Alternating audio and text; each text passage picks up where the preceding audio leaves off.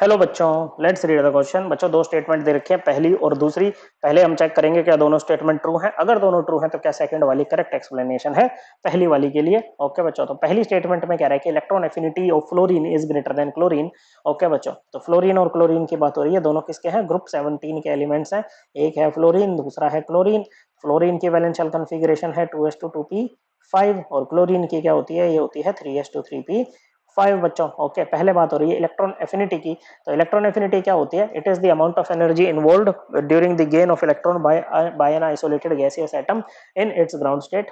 Okay, ये electron को पकड़ के गैसियस एनायन बनाएगा। इस प्रोसेस में जो एनर्जी इन्वॉल्व होती है ना, उसी को हम बोलते हैं इलेक्ट्रॉन एफिनिटी।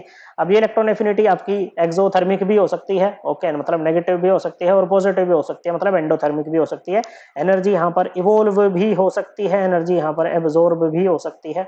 अब जब पहला इलेक्ट्रॉन एक्सेप्ट किया जाता है तो इसको बोलते हैं फर्स्ट इलेक्ट्रॉन एफिनिटी। इस पर फिर दूसरा इलेक्ट्रॉन दोगे तो वो सेकंड इलेक्ट्रॉन एफिनिटी हो जाएगी बच्चों। और याद रखना बच्चों, फर्स्ट के अलावा सेकंड, थर्ड, फोर्थ सारी की सारी कैसी होती है? पॉजिटिव होती है, एंडोथर्मिक होती है बच्चों। ओके, और इन जनरल जब बात होती है तो हम फर्स्ट इलेक्ट्रॉन एफिनिटी की बात करते हैं। ओके, और ग्रुप 17 के लिए जो फर्स्ट इलेक्ट्रॉन एफिनिटी होती है ना बच्चों, वो क्या होती है? वो नेगेटिव होती है। यहाँ पर एनर्जी रिलीज होती है बच्चों। ओके, अब जो इलेक्ट्रॉन एफिनिटी है वो डायरेक्टली इनवर्सली प्रोपोर्शनल होती है साइज के। अब साइज क्या होता है? डाउन द ग्रुप इंक्रीज करता है क्योंकि नंबर ऑफ शेल इंक्रीज कर रहे हैं बच्चों।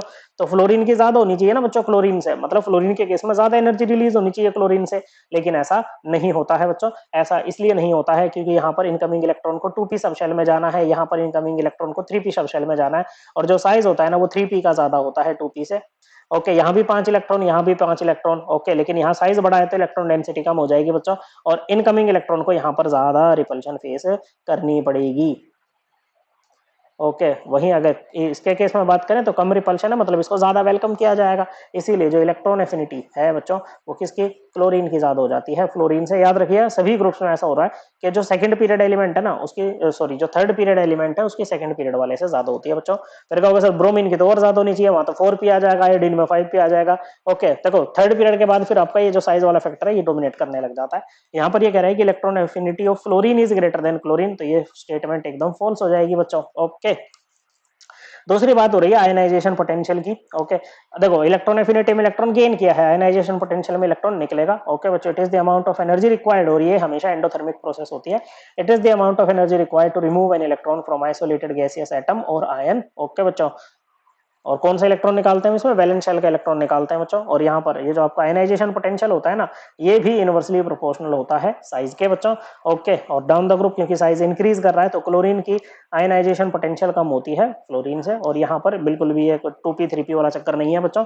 ओके, क्लोरीन की कम होगी फ्लोरीन से। तो यहाँ पर कह रहा है कि ionization potential of fluorine is less than chlorine, तो ये स्टेटमेंट भी फॉल्स है। तो दोनों ही फॉल्स है। सो करेक्ट आंसर क्या आ जाएगा? Correct answer is option 4, statement 1 is false and statement 2 is also false.